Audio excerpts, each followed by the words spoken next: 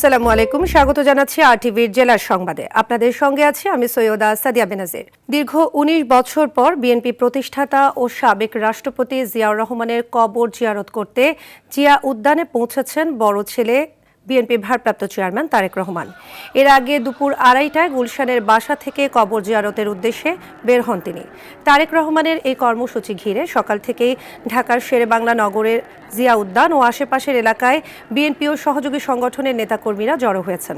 হাতে দলীয় পতাকা, ব্যানার ও পোস্টার নিয়ে সেখানে উপস্থিত হয়েছেন সমর্থকরা। কবর জিয়ারতের পর তারেক রহমান সাভারের জাতীয় স্মৃতিসৌধে গিয়ে মহান মুক্তিযুদ্ধের শহীদদের প্রতি শ্রদ্ধা জানাবেন। সবশেষ বাবার কবর জিয়ারত করতে ২০০৬ সালের ১ সেপ্টেম্বর তার সমাধিস্থলে গিয়েছিলেন তারেক রহমান।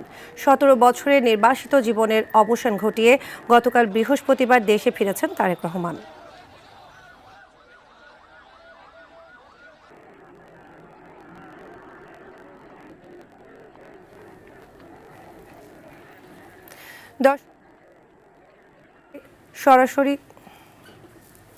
দর্শক, জিয়াউর রহমানের সমাধি থেকে সরাসরি যুক্ত হচ্ছেন আমাদের সহকর্মী মাইদুর রহমান রুবেল।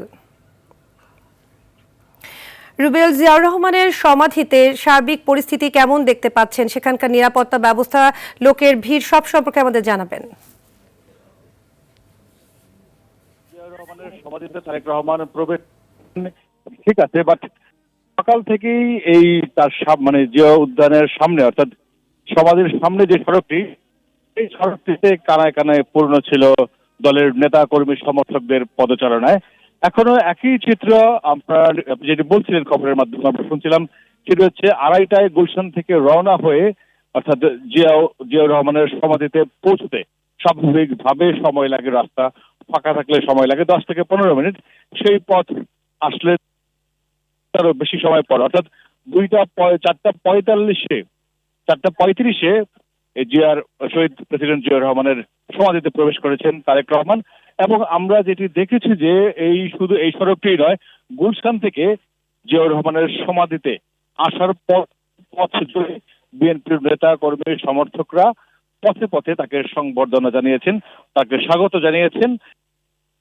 পুরো পথ জুড়েই যে লাল সবুজের যে বাসটি নিয়ে গতকালকে বিমানবন্দর থেকে তিনি সংবর্ধনা কিংবা তার মায়ের কাছে হসপিটালে গিয়েছিলেন, একই বাসে চড়ে গুলশান থেকে তার বাসা থেকে আজকেও তার বাবার সমাধি অর্থাৎ বিএনপির প্রতিষ্ঠাতা জিয়াউর রহমানের সমাধিতে এসেছেন। এবং আমরা সেটি দেখেছি যে পথে পথে মানুষ তাকে অভিবাদন জানিয়েছেন এবং হাত নেড়ে তিনি তার জবাবও দিয়েছেন তারেক রহমান। এবং দলের নেতা কর্মীদের একই চিত্র, ২ ঘন্টারও বেশি সময় লেগেছে গুলশান থেকে জিয়া উদ্যানে আসতে। এবং এইখান থেকে সাভারে যেতে কি পরিমাণ সময় লাগবে সেটি এখন বড় বিষয়। তবে বিএনপির পক্ষ থেকে নিরাপত্তার বিষয়টি নিশ্চিত করার কথা যে বলেছেন যে নিশ্চিত নিরাপত্তার জন্য কয়েক স্তরের আইন শৃঙ্খলা রক্ষাকারী বাহিনীর সদস্যরা এখানে নিয়োজিত রয়েছেন, যার মধ্যে রয়েছে সেনাবাহিনী, আছেন বিজিবি, র্যাব, পুলিশ, আনসার সহ বিভিন্ন ধরনের গোয়েন্দা সংস্থার সদস্যরাও এখানে নিয়োজিত রয়েছেন। বিএনপির নিজস্ব আইন রক্ষাকারী বাহিনীর সদস্যরা রয়েছেন, ভলান্টিয়ার রয়েছেন, তাদের সিএসএফ সদস্যরা রয়েছেন। তবে বিএনপির নেতা কর্মীদের অতিরিক্ত উচ্ছ্বাসের কারণে পুরো পথ জুড়ে সৃষ্টি হয়েছে এবং যেই কারণেই এই পথ মারিয়া তারেক রহমানকে তার পিতার সমাধিস্থলে পৌঁছতে বেশ সময় লেগেছেন।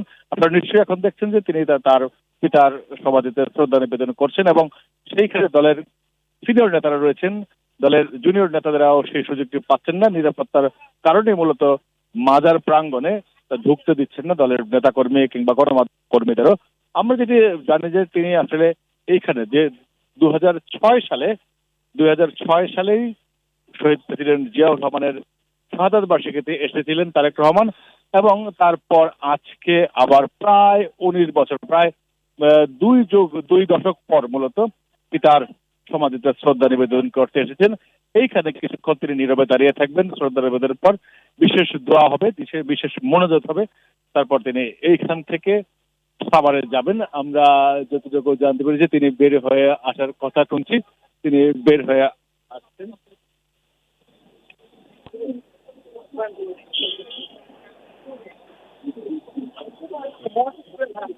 দলের সিনিয়র নেতারা বের হয়ে আসবেন যতটুকু শুনতে পেরেছি। তবে যে বাসে তিনি ধন্যবাদ রুবেল। আমরা জানি শহীদ জিয়ার কবর জিয়ারত শেষে তারেক রহমান এরপর যাবেন জাতীয় স্মৃতিসৌধে। সেখানে শহীদদের শ্রদ্ধা জানাতে তিনি যাবেন। সেখানে আছেন আমাদের সহকর্মী ওমর ফারুক। আমরা সরাসরি চলে যাচ্ছি তার কাছে।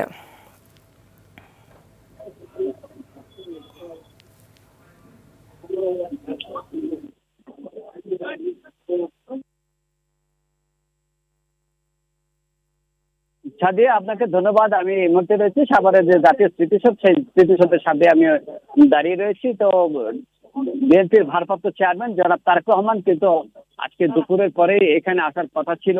জাতীয় স্মৃতিসৌধে বীর শহীদদের প্রতি তিনি শ্রদ্ধা নিবেদন করবেন। তো এই জন্য তিনি দুপুরের আসার কথা ছিল, কিন্তু এখনো আসতে পারেনি, এখনো আসা হয়নি। তিনি রাস্তায় রওনা দিবেন, কিছুক্ষণের মধ্যে রওনা দিবেন এমনটাই আমরা জানতে পেরেছি। তবে সকাল থেকে কিন্তু এখানে হাজার হাজার নেতাকর্মী, প্রায় লক্ষাধিক নেতাকর্মী কিন্তু এখানে জড়ো হয়েছেন, জড়ো হয়ে তার জন্য অধীর আগ্রহে অপেক্ষা করেছেন। তো জাতীয় স্মৃতিসৌধে তারেক রহমানের আগমনকে ঘিরে কিন্তু স্মৃতিসৌধ এলাকা নিশ্চিত নিরাপত্তার চাদরে ঢেকে ফেলেছেন কিন্তু আইন শৃঙ্খলা রক্ষাকারী বাহিনী। আমরা দেখেছি র্যাব, পুলিশ, বিজিবি, পাশাপাশি কিন্তু সেনা সদস্যদেরকেও আমরা দেখেছি এই জাতীয় স্মৃতিসৌধ এলাকাকে ঘিরে রেখেছেন। তারা তারেক রহমানের সর্বোচ্চ যে সিকিউরিটি সেটা তারা নিশ্চিত করেছেন এবং এখানে তারা ব্যাপক তৎপরতা লক্ষ্য করেছে। আমরা সকাল থেকেই দেখেছি জাতীয় স্মৃতিসৌধকে বিভিন্নভাবে প্রস্তুত করা হয়েছে। জাতীয় যেহেতু তারেক রহমান দীর্ঘদিন পর নির্বাচিত থাকার পর সে দেশে ফিরেছেন এবং জাতি বীর শ্রেষ্ঠ সন্তানদের প্রতি সে শ্রদ্ধা নিবেদন করবেন। সাভারের যে জাতীয় স্মৃতিসৌধ রয়েছে সেখানে তিনি আসবেন। এখানে কিন্তু লাখো লাখো মানুষের ঢল নেমেছে। এখানে কিন্তু মহাসড়ক কিন্তু অবরুদ্ধ হয়ে গেছেন। এখানে মহাসড়কের মধ্যে নেতাকর্মীরা অবস্থান নিয়েছেন এবং সাধারণ মানুষ কিন্তু এই মহাসড়কে তারা অবস্থান করছেন। সাভারের জাতীয় স্মৃতিসৌধ এলাকা এখন এক উৎসব মুখর আমেজ বিরাজ করছে। তারেক রহমানের আগমনকে ঘিরে এই এলাকার নেতাকর্মীরা বিভিন্ন স্লোগান, প্লে কার্ড নিয়ে তারা এখানে জড়ো হয়েছেন, তারা অবস্থান করছেন। কখন তাদের সেই প্রিয় নেতা এই সাভারের জাতীয় স্মৃতিসৌধে আসবেন তারা এক নজর দেখবেন, এই অধীর অপেক্ষায় কিন্তু তারেক রহমানের প্রহর করছেন এই সাভার অঞ্চলের নেতাকর্মীরা। তো এই ছিল আমার কাছে সাভারের জাতীয় স্মৃতিসৌধের সামনে থেকে সর্বশেষ। সাদিয়া। চাঁদপুরের মেঘনা নদীতে ঢাকাগামী যাত্রীবাহী লঞ্চ জাকির সম্রাট ৩-এর সঙ্গে অ্যাডভেঞ্চার ৯-এর মুখোমুখি সংঘর্ষে ৪ জন নিহত হয়েছে। এ ঘটনায় আহত হয়েছে আরও অর্ধশত। অন্যদিকে নারায়ণগঞ্জের ফতুল্লায় যাত্রীবাহী লঞ্চের ধাক্কায় বালু ভর্তি একটি বাল্কহেডের ২ শ্রমিক নদীতে পড়ে নিখোঁজ রয়েছেন। প্রতিনিধিদের পাঠানো তথ্যচিত্রে আরও জানাচ্ছেন লামিয়া তানজিন মাহমুদ। ভোলার চরফ্যাশনের ঘোষেরহাট থেকে ঢাকার উদ্দেশ্যে ছেড়ে আসা এমভি জাকির সম্রাট ৩ লঞ্চটি বৃহস্পতিবার দিবাগত রাত ২টার দিকে চাঁদপুরের হাইমচর এলাকা অতিক্রম করছিল। এ সময় ঘন কুয়াশায় ঢাকা থেকে ঝালকাঠির উদ্দেশ্যে ছেড়ে যাওয়া অ্যাডভেঞ্চার ৯ লঞ্চের সঙ্গে সংঘর্ষ হয়। এতে দুমড়ে মুচড়ে যায় এমভি জাকির সম্রাট ৩ লঞ্চটি। এই ঘটনায় এখনো পর্যন্ত ৪ জনের মৃত্যুর বিষয়টি নিশ্চিত করেন ঢাকা সদরঘাটের নৌ পুলিশ ফাঁড়ির ডিউটি অফিসার ASI মামুন। নিহত সবার বাড়ি ভোলার ঘোষেরহাটে। ড্রাইভার ছিল, তার অবহেলা ছিল। এই ড্রাইভার ঠিক মতো এটা ড্রাইভ করে নেয়, নাহলে কিভাবে সম্ভব যে একটা লঞ্চের মাঝখান দিয়ে আরেকটা লঞ্চ মেরে দিচ্ছে। হ্যাঁ, ঘুমে ছিল আর লঞ্চ মারে দিচ্ছে, হ্যাঁ কইতে পারে না ঘুমের ঘরে। পরে আমরা এই লাশ পাওয়া গেছি মনে করেন আইডি কার্ডের মাধ্যমে। দুমড়ে মুচড়ে যায় এমভি জাকির সম্রাট ৩ লঞ্চটি ঢাকার সদরঘাটে আনা হয়। ঘাতক অ্যাডভেঞ্চার লঞ্চটি ঝালকাঠিতে গেলে জিজ্ঞাসাবাদের জন্য ৪ কর্মচারীকে আটক করা হয়। আহতদেরকে বরিশাল শেরেবাংলা মেডিকেল কলেজ ও ঢাকার বিভিন্ন হাসপাতালে ভর্তি করা হয়েছে। একটার সাথে আরেকটা পাঁচ বেলি মাইরা দিছিল, পরে এমনি মানুষ দলামুচড়ে হয়ে গেছে। নারায়ণগঞ্জের ফতুল্লায় লঞ্চের ধাক্কায় বালু ভর্তি একটি বাল্কহেডের ২ শ্রমিক নদীতে পড়ে নিখোঁজ হয়েছেন। শুক্রবার ভোরে বুড়িগঙ্গা নদীর ধর্মগঞ্জ এলাকায় এ ঘটনা ঘটে। লামিয়া তানজিন মাহমুদ, RTV। বাল্কহেডের ২ শ্রমিক নিখোঁজের আরও খবর জানাতে ফতুল্লা থেকে সরাসরি যুক্ত হচ্ছেন সহকর্মী আনোয়ার হাসান। আনোয়ার, নিখোঁজ শ্রমিকদের উদ্ধার তৎপরতা কেমন দেখতে পাচ্ছেন এবং সেখানে লঞ্চটিকে আটক করা গেছে কিনা, লোকের ভিড় সব মিলে আমাদের জানাবেন।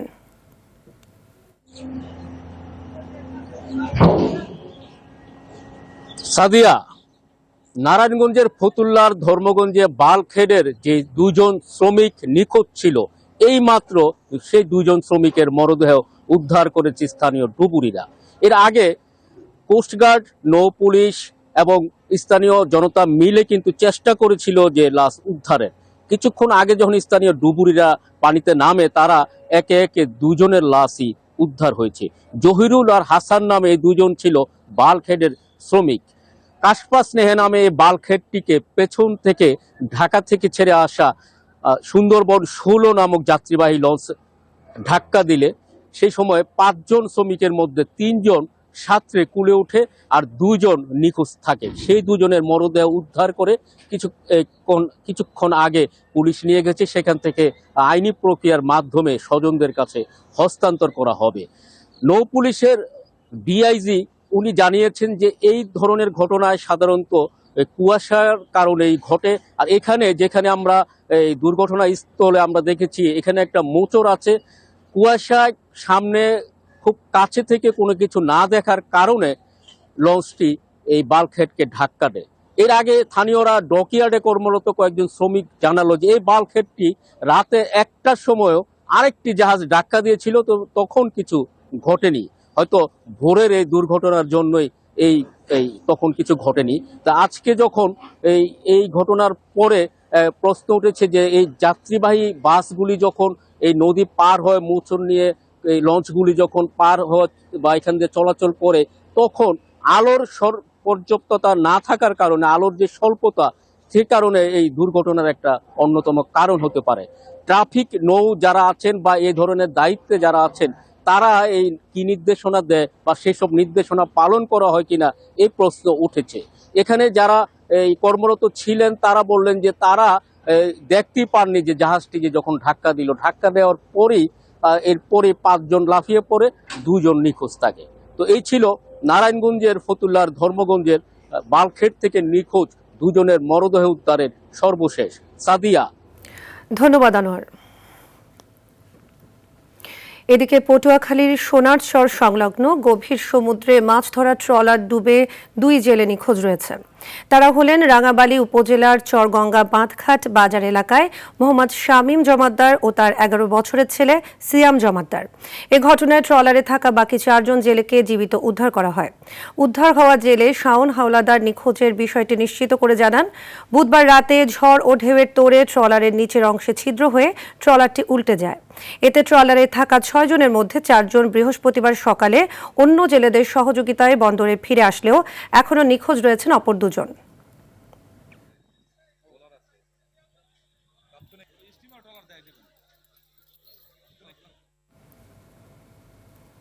দেশের দ্বিতীয় বৃহত্তম বনাঞ্চল হবিগঞ্জের রেমা কালেঙ্গা থেকে উজাড় হয়ে যাচ্ছে গাছ।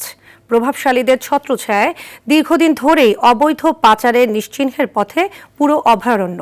এমনকি বনরক্ষীদের সঙ্গে বনদস্যুদের ভয়াবহ গুলি বিনিময়ের ঘটনা ঘটেছে। এতে চরম নিরাপত্তাহীনতায় ভুগছেন বনরক্ষীরা। হবিগঞ্জ থেকে শহীবুর রহমানের পাঠানো তথ্যচিত্রে আরও জানাচ্ছেন লিওন আজাদ।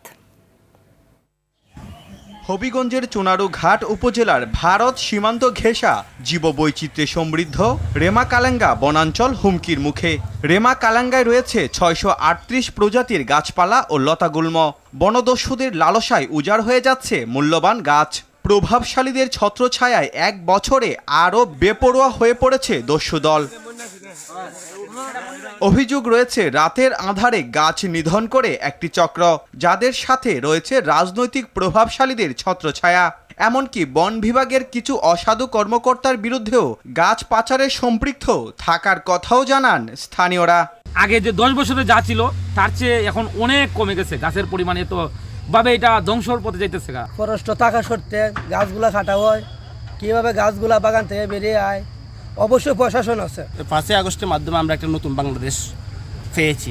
এরপরে তো আমাদের এই প্রাকৃতিক সম্পদ কেন নষ্ট হবে? আমরা এ করার পরে ওরাও দেখি যে ঠিক আমাদের সাথে ওরা ওই ফুল্লা চেঁচামেচি করে, ওরা না গিয়ে ওরা আবার পাল্টা গুলি করতেছে। তা আমরাও গুলি করি, ওরাও এ করে। নিজেদের ব্যর্থতার কথা স্বীকার করে বন বিভাগ বলছে গাছ নিধনের বিরুদ্ধে ব্যবস্থা নিতে গেলে গাছ খেকুদের রুশানলে পড়তে হয়। আমাদের বেশিরভাগ এই কাজের সাথে জড়িত, বেশিরভাগ তারা কেউ কারো তথ্য দিতে চায় না, দিলেই তারা সমস্যা পড়ে, যার কারণে অনেক সময় আমরা সঠিক তথ্যটা পাই না। 40 থেকে 50 জন গাছ চোর এবং সন্ত্রাসী আমাদের লোকদেরকে নিয়ে দেশীয় অস্ত্র এবং আগ্নেয়াস্ত্র ফিরে আসে এবং তারা 15 থেকে 20 রাউন্ড গুলি ছোড়ে। এখানকার শত শত প্রজাতির প্রাণী, পাখি ও গাছ এখন অস্তিত্বের সংকটে। দ্রুত দস্যু মুক্ত না করা গেলে জীববৈচিত্র্যে বনাঞ্চলটি নিশ্চিহ্ন হওয়ার শঙ্কা বিশেষজ্ঞদের। Leone Azad, RTV। কুড়ির আঙিনা পেরিয়ে আজ এবং আগামী টেলিভিশন চ্যানেল RTV পৌঁছে গেল 21 বছরে। 2005 সালের 26 ডিসেম্বর দেশের পঞ্চম বেসরকারি টেলিভিশন চ্যানেল হিসেবে গণমাধ্যম জগতে যাত্রা শুরু RTVর।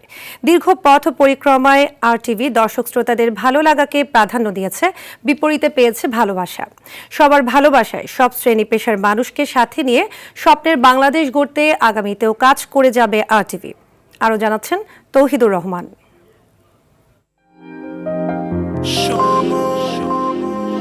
তোমার অপেক্ষায় তুমি কোথায়? 2005 সালের 26 ডিসেম্বর জনপ্রিয় বেসরকারি টেলিভিশন RTV আনুষ্ঠানিক যাত্রা শুরু করে।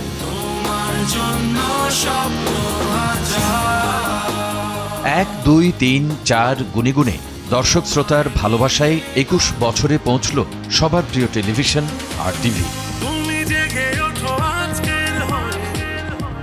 অনুষ্ঠান কিংবা সংবাদ, বিনোদন, রাজনীতি, অর্থনীতি, ক্রীড়া সব ক্ষেত্রে RTV ভালোবাসা পেয়েছে সমাজের সর্বস্তরের মানুষের।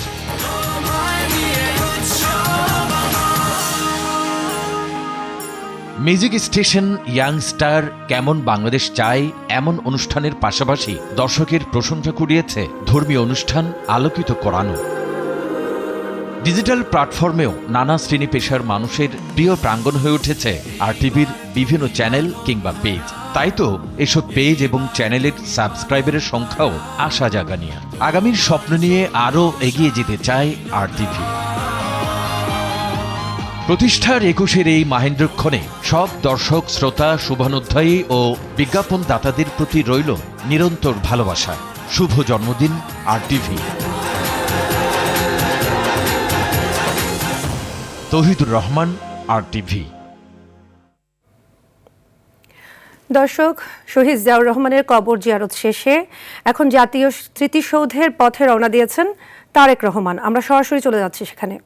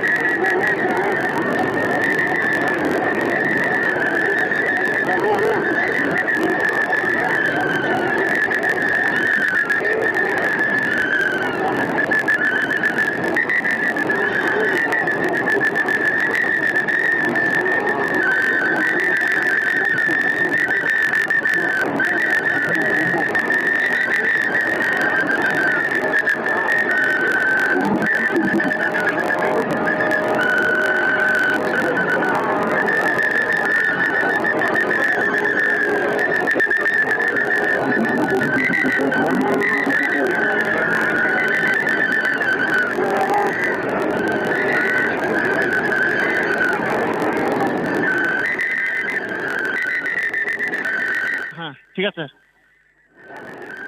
বিএনপির ভারপ্রাপ্ত চেয়ারম্যান তারেক রহমান এইমাত্রই শহীদ জিয়ার মাজার জিয়ারত শেষ করে তিনি বাসে উঠলেন। বাসে উঠে তার গাড়ি আসলে ধীর গতিতে এগুচ্ছে, কারণ অসংখ্য নেতা কর্মী তার এই যে শহীদ জিয়ার যে মাজার প্রাঙ্গণ, সে মাজার প্রাঙ্গণে ভিড় করেছেন।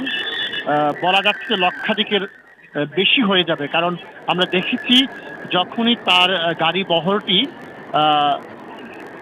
বিজয় সরণি মোড়ে আসে, বিজয় সরণি মোড়ে আসার পর থেকেই রাস্তার দুপাশ থেকে নেতাকর্মীরা হুমড়ি খেয়ে পড়েন তাকে এক নজর দেখার জন্য, যার ফলে তার এই অল্প 1 কিলোমিটারের কম রাস্তা তার পেরোতে সময় লেগে যায় ঘন্টারও বেশি।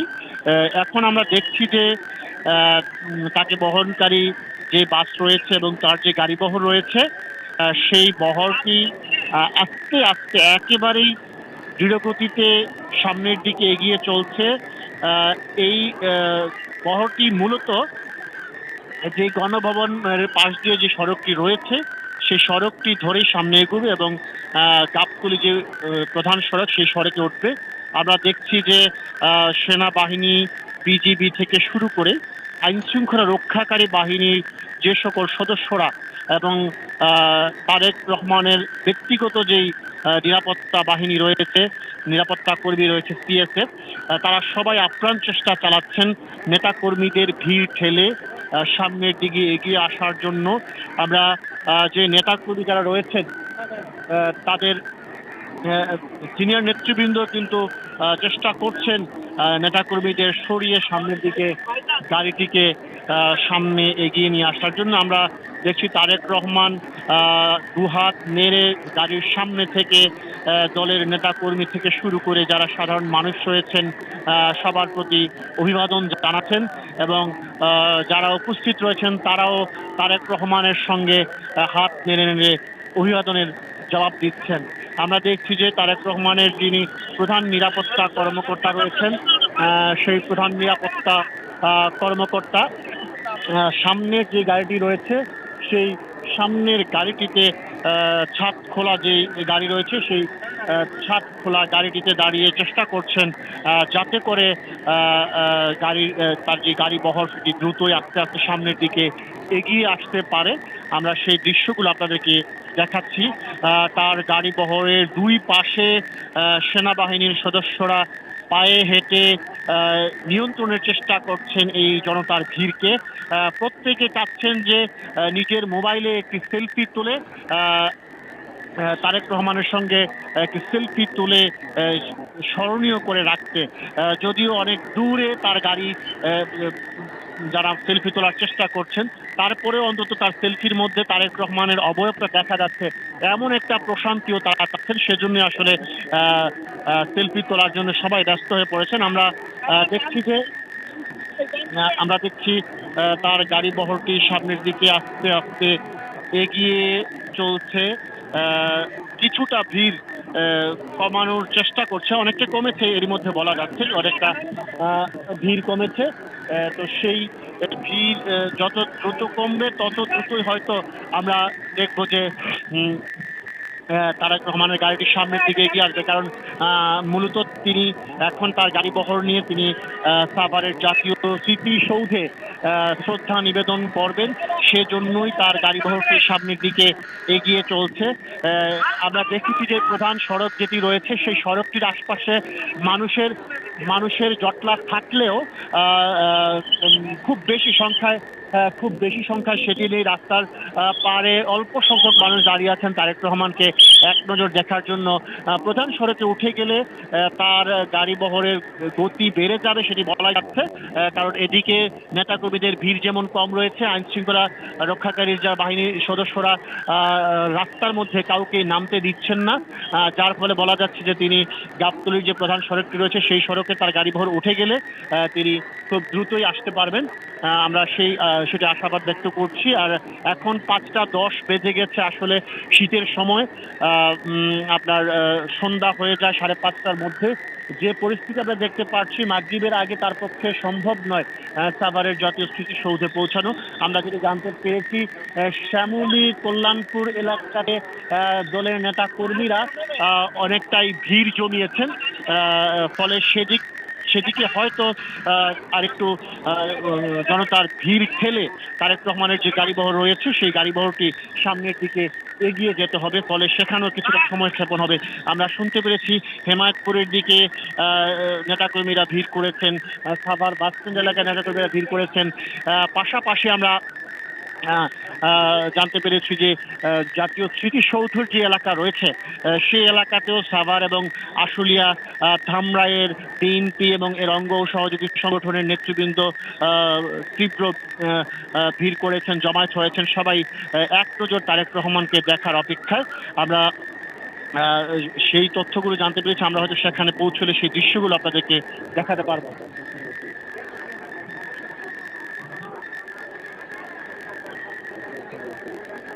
দর্শক, আপনারা হয়তো দেখতে পাচ্ছেন তারেক রহমানের যেই গাড়ি বহর সেই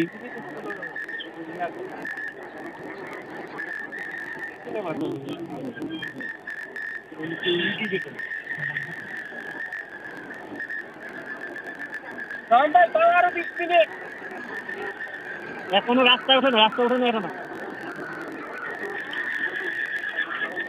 গণভবনের মানে ওই দিক থেকে গণভবনের সীমানার দিক থেকে। ভাই আপনাকে 30 সেকেন্ড সময় দিলাম, বেরোয় যান, ছেড়ে দেন।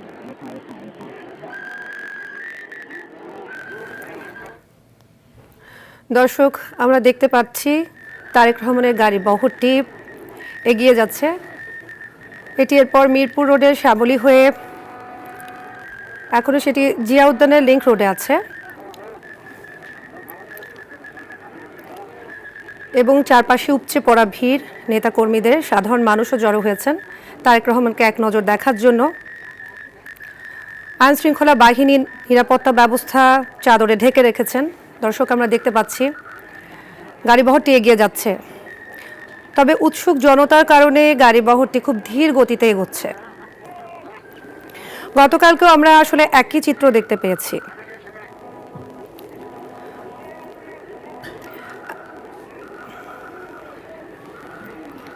গতকাল আমরা আসলে একই চিত্র দেখেছি যে উৎসুক জনতার কারণে এয়ারপোর্ট থেকে সমাবেশ স্থলে আসতে প্রায় 4-5 ঘন্টা লেগে গেছে। আজও একই ঘটনারই পুনরাবৃত্তি আমরা দেখতে পাচ্ছি, তবে চারপাশে উৎসব মুখর পরিবেশ বিরাজ করছে। আজ দুপুর 2:30টায় আমরা জানি তিনি বাসা থেকে বের হয়েছেন তার বাবা শহীদ জিয়াউর রহমানের কবর জিয়ারত করার জন্য। এর আগে তিনি জুমার নামাজ আদায় করেন, তারপর শহীদ জিয়ার কবর জিয়ারতের পর তিনি এখন সাভারের জাতীয় স্মৃতিসৌধের উদ্দেশ্যে রওনা দিয়েছেন।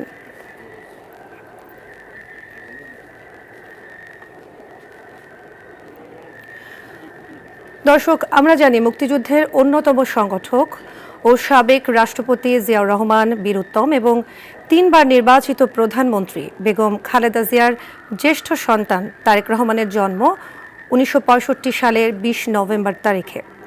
তিনি দেশের ঐতিহ্যবাহী শিক্ষা প্রতিষ্ঠান ঢাকা রেসিডেন্সিয়াল মডেল কলেজ হতে মাধ্যমিক ও উচ্চ মাধ্যমিকে উত্তীর্ণ হন ও পরে ঢাকা বিশ্ববিদ্যালয়ে ভর্তি হন।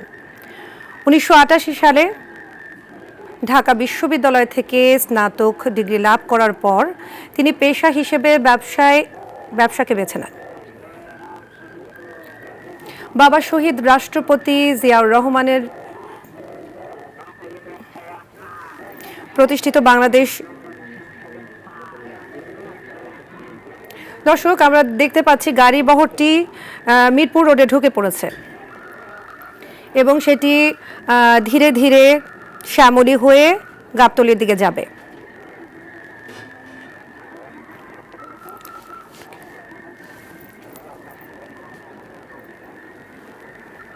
দর্শক, আমরা জানি বাবা শহীদ রাষ্ট্রপতি জিয়াউর রহমানের প্রতিষ্ঠিত বাংলাদেশ জাতীয়তাবাদী দলের বগুড়া কমিটির সদস্য হিসেবে যোগদান করে তারেক রহমান তার রাজনৈতিক জীবনের সূচনা করেছিলেন। আনুষ্ঠানিকভাবে সংগঠনে যোগ দেওয়ার পূর্বেই তারেক রাজনীতিতে অত্যন্ত সক্রিয় ছিলেন। 1991 সালের জাতীয় সংসদ নির্বাচনের আগে তারেক তার মায়ের সহচর হিসেবে সারা দেশের নির্বাচনী প্রচারণায় অংশ নেন। একইভাবে 2001 সালের নির্বাচনেও তারেক রহমানের মা বেগম জিয়ার প্রচারণা কার্যক্রমের পাশাপাশি পৃথক পরিকল্পনায় দেশব্যাপী নির্বাচনী প্রচারণা চালান। মূলত 2001 সালে নির্বাচনী প্রচারণায় তার অংশগ্রহণের মাধ্যমে রাজনীতির প্রথম সারিতে তারেক রহমানের সক্রিয় আগমন ঘটে।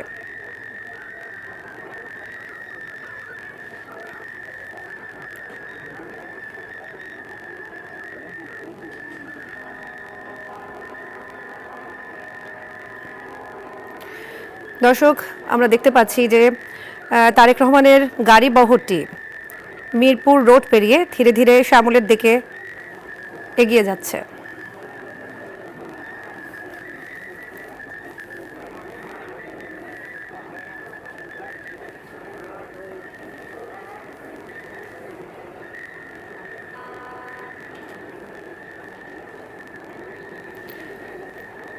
এখন গাড়ি বহরটি প্রায় রেসিডেন্সিয়াল মডেল কলেজের সামনে দিয়ে এগোচ্ছে। চারপাশে অসংখ্য জনতার ভিড় দেখতে পাচ্ছি।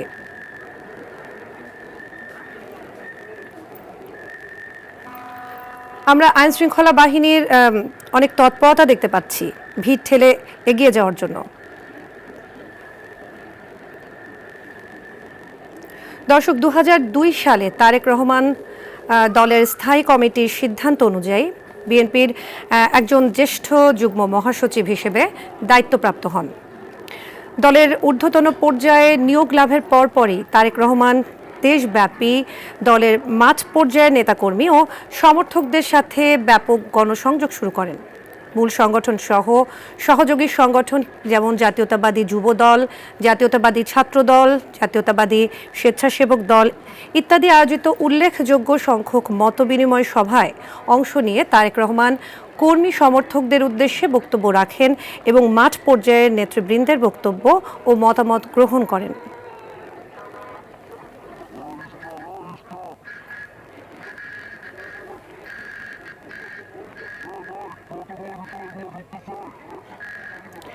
এই মুহূর্তে গাড়িবহরটি ঢাকা রেসিডেন্সিয়াল কলেজ পার হয়ে ধীরে ধীরে সোহরাওয়ার্দী উদ্যানের দিকে এগিয়ে যাচ্ছে।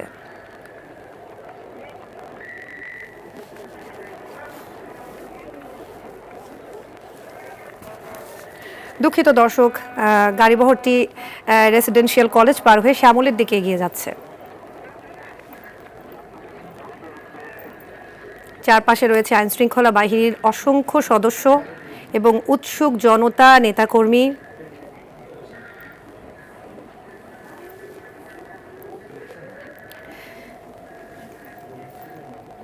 আপনারা জানেন দর্শক, তারেক রহমানের বিরুদ্ধে পরবর্তীতে ব্যাপক দুর্নীতির অভিযোগ আনা হয়। দেশের নির্দিষ্ট কিছু সংবাদ মাধ্যম ক্রমান্বয়ে তারেক রহমান ও তার সহযোগীদের বিরুদ্ধে সীমাহীন দুর্নীতির অভিযোগ আনতে শুরু করে। বর্তমান সাবেক ক্ষমতাসীন আওয়ামী লীগ যারা 2001 থেকে 2006 সাল পর্যন্ত বিরোধী দলের দায়িত্ব পালন করছিল, দলটির শীর্ষ নেতৃবৃন্দ বিভিন্ন সময়ে তারেক রহমানের বিরুদ্ধে ক্ষমতার অপব্যবহার সহ দুর্নীতির অভিযোগ আনে। বিশেষ করে বিএনপি চেয়ারপারসন বেগম খালেদা জিয়া সহ তারেক রহমানের কার্যালয় ঢাকার বনানীস্থ হাওয়া ভবনকে কেন্দ্র করে বিভিন্ন অভিযোগ প্রচারিত হয়। এর মধ্যে উল্লেখযোগ্য অভিযোগ ছিল যে তারেক রহমানের তত্ত্বাবধানে হাওয়া ভবন সরকারের অদৃশ্য নিয়ন্ত্রক হিসেবে কাজ করছে।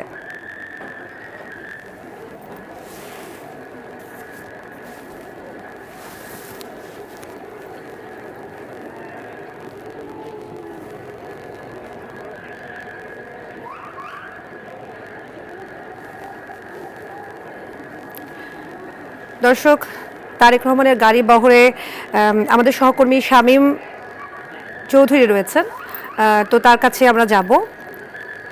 শামীম, এখন সেখানকার কি পরিস্থিতি দেখতে পাচ্ছেন আমাদের জানাবেন। জি সাদিয়া, আপনি যেমনটা বলেছেন এর আগে, গাড়ি কিন্তু সামনের দিকে এগিয়ে চলছে একটু একটু করে, এবং রাস্তার দুই পাশে আপনি দেখছেন যে প্রচুর নেতাকর্মীদের ভিড়। আইন শৃঙ্খলা রক্ষাকারী বাহিনী যারা আছেন তারা কিন্তু আসলে হিমশিম খাচ্ছেন নেতাকর্মীদের সরিয়ে দেওয়ার জন্য। সেখানে কিন্তু শুধুমাত্র যে দলীয় সিএসএফ সদস্যরা আছেন তা কিন্তু নয়, পাশাপাশি আছেন কিন্তু সরকারি আইন শৃঙ্খলা রক্ষাকারী বাহিনী। আপনি দেখতে পাচ্ছেন যে এখানে কিন্তু সোয়াদের সদস্যরা রয়েছে এবং তারা কিন্তু রাস্তা পরিষ্কার করে দেওয়ার জন্য যথেষ্ট পরিমাণ চেষ্টা করছেন। আসলে দীর্ঘ প্রায় 17 বছর 3 মাস পরে তারেক রহমান দেশের স্বদেশ প্রত্যাবর্তনে নেতাকর্মীদের মাঝে যে একটা উৎফুল্ল, একটা উচ্ছ্বাস, এই বিষয়টা কিন্তু আমরা লক্ষ্য করছি। রাস্তার দুই পারে নেতাকর্মীরা তাকে অভিবাদন জানাচ্ছেন, কেউ আবার সালাম দিচ্ছেন। প্রত্যেকের হাতে কিন্তু বিএনপির দলীয় পতাকা রয়েছে এবং পাশাপাশি তাদের কিন্তু হাতে রয়েছে তারেক রহমানের ছবি সংবলিত ব্যানার, বিভিন্ন ধরনের ফেস্টুন রয়েছে। মাথায় কিন্তু তাদের দেখছেন যে মাথায় ফিতা বাঁধা রয়েছে তারেক রহমানের ছবি সংবলিত। তারা কিন্তু হাত নেড়ে তাদের প্রিয় নেতাকে অভিবাদন জানাচ্ছেন এবং তারেক রহমানও কিন্তু তাদের শুভেচ্ছার জবাব দিচ্ছেন হাত নেড়ে। তিনি যে গাড়িতে আছেন সেই গাড়িতে চারপাশে কিন্তু নিরাপত্তা বলয়ে একদম ঘিরে ফেলা হয়েছে। তিনি শুভেচ্ছা জানাচ্ছেন, অভিবাদন গ্রহণ করছেন, নেতাকর্মীরাও কিন্তু অভিবাদনের জবাব দিচ্ছেন। আর এখানে শুধুমাত্র কিন্তু দলের নেতাকর্মী নয়, আপনি দেখতে পাচ্ছেন রাস্তার দুই পাশে কিন্তু প্রচুর জনসমাগম রয়েছে, যেখানে সাধারণ মানুষও রয়েছে। অর্থাৎ প্রত্যেকের মাঝে কিন্তু তারেক রহমানকে দেখার একটা তীব্র আকাঙ্ক্ষা যে আছে সেটা কিন্তু আপনারা দেখছেন। আপনি এই মুহূর্তে দেখছেন স্ক্রিনে যে তারেক রহমান কিন্তু হাত নেড়ে নেড়ে জনতার উদ্দেশ্যে অভিবাদন জানাচ্ছেন, শুভেচ্ছা জানাচ্ছেন। এবং তিনি এই মুহূর্তে সম্ভবত, আমি যতটুকু জানি যে তিনি শ্যামলীর কাছাকাছি আছেন এবং এখান থেকে কিন্তু তিনি কল্যাণপুর হয়ে গাবতলী হয়ে এরপরে সাভারের আমিনবাজার হয়ে তারপরে আস্তে আস্তে কিন্তু জাতীয় স্মৃতিসৌধের উদ্দেশ্যে যাবেন এবং সেখানে কিন্তু আগে থেকেই নিরাপত্তা বাহিনীরা কঠোর একটা অবস্থান নিয়ে আছেন এবং তারেক রহমান যাওয়ার সঙ্গে সঙ্গে হয়তোবা সেখানে তিনি প্রবেশ করতে পারবেন বলে আমার কাছে মনে হয় না, কারণ সাভারে ইতিমধ্যে কিন্তু জনসমুদ্র হয়ে গেছে এবং সেই দলীয় নেতাকর্মী, সাধারণ মানুষ, এই জনসমাগমের ভিড় ঠেলে তিনি যে জাতীয় স্মৃতিসৌধে যাবেন সেখানে একটু দেরি হবে। কারণ আপনি জানেন যে কিছুক্ষণ আগেই কিন্তু তিনি শহীদ রাষ্ট্রপতি জিয়াউর রহমানের সমাধিতে ফুলেল শ্রদ্ধা জানিয়েছেন এবং সেখানে কিন্তু তার প্রবেশ করতে অনেক বেশি সময় লেগেছে। ঠিক তেমনটাও হতে পারে সাভারের অবস্থা। সাভারে ইতিমধ্যেই নিরাপত্তা ব্যবস্থা কিন্তু জোরদার করা হয়েছে এবং তিনি ঢুকবেন। সেখানে ঢোকার পর 1971 সালে মুক্তিযুদ্ধের রণাঙ্গনে যারা শহীদ হয়েছেন সেই সব বীর শহীদদের স্মৃতির প্রতি তিনি কিন্তু শ্রদ্ধা জানাবেন। ধন্যবাদ শামীম আপনাকে। জেলার সংবাদ এ পর্যন্তই। সন্ধ্যার সংবাদ 7:15 দেখার আমন্ত্রণ রইল। ধন্যবাদ সবাইকে।